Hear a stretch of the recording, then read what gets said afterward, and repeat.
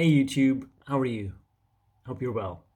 I want to do a video just updating you on my seborrheic dermatitis, and some people have asked in my other video if I'm still symptom free, and the answer is yes-ish. So I made a few videos now, but one of them went to 50, I think it's about 56,000 views now, and that was something like seborrheic dermatitis cure, you won't like it, or something like that. And I'm just shocked that it had so many views. And I wouldn't say that it's really a cure, but it's probably a solution, I'd say. And I'm still mostly completely, no, it's hard to say completely free, but largely free of the symptoms of seborrheic dermatitis when I don't eat gluten and dairy. And so I still follow pretty strict diet as far as avoiding those things. I do have a decent amount of sugar, which is probably not good for it either, but it doesn't seem to affect me as much as the wheat and the dairy.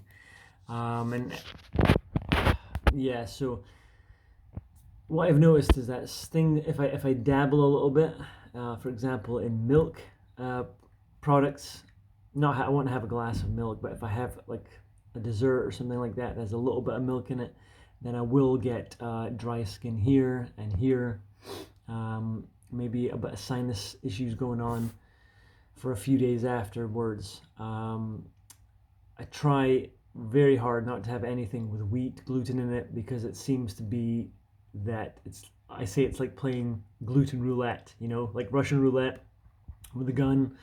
You don't know when that bullet is going to come.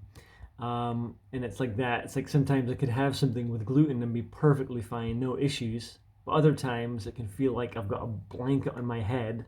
I feel so foggy and I get a huge migraine and it's just awful. So I just feel like it's not worth the risk to have something nice, some nice dessert and potentially deal with those symptoms for 24 hours.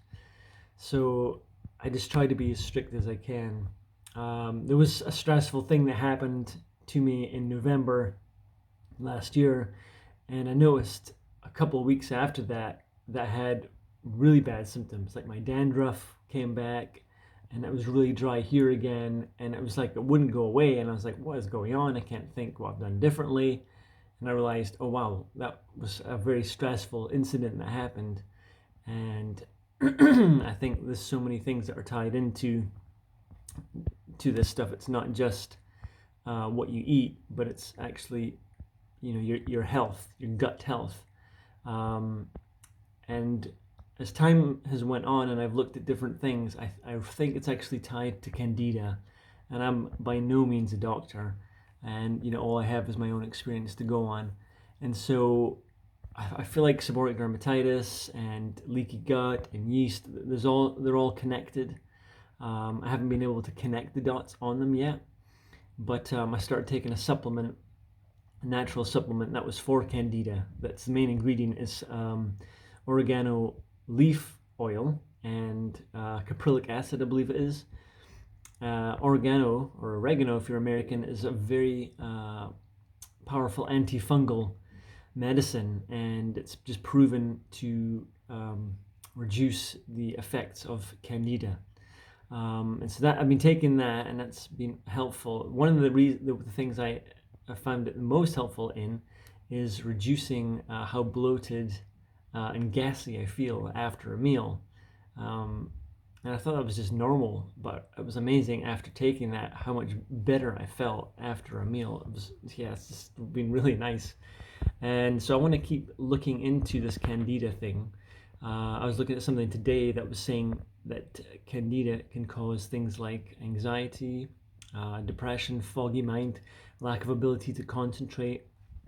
And many of the symptoms that I have, pain in the muscles and joints, I've had pains like in my back and shoulders for a long time, and I'm thinking I'm pretty active, pretty healthy otherwise. I just turned 40, work out regularly. Why is this happening to me? And so I'm just thinking, wow, is that what it is? So candida seems like a real problem, and I'm not really excited at the idea of having to limit my diet even more.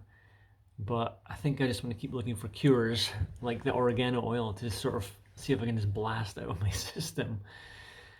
So I would say yes, I'm still largely free of a lot of the symptoms, but there seems to be other symptoms that I wasn't aware of. I think recommending people to cut out wheat and wheat, gluten, and dairy has really helped a lot of people based on a lot of the comments, and it's really great that people can get results from that.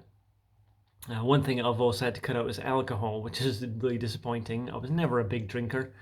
I did make my own beer a couple of times, and actually it was right around that time I was making my own beer, I was making my own bread, I was drinking a lot of protein shakes and milk, and I think that's when my symptoms really kicked in. I was also going through a stressful time. So I think there was already stuff in my system, maybe candida, whatever you want to call it, leaky gut, any that stuff is already going on. And as I was having all these fermented things like the beer and the bread and all that, it just really must have put my system into overload. So that was about 5 years ago. So now I notice even if I have a gluten-free beer, I will feel depressed the next day. So it's something, either maybe the alcohol or something that is causing a problem in the gut with the candida.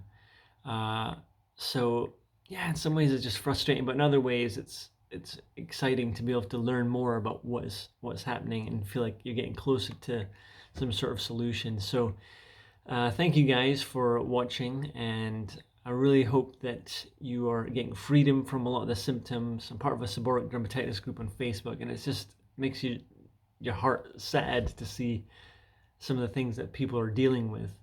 And so I'd love to hear if any of you have any breakthrough solutions or things that you've learned that I could learn. That would be awesome. But anyways, wherever you are, I hope you're well. Bless you, and may you continue to be healthy.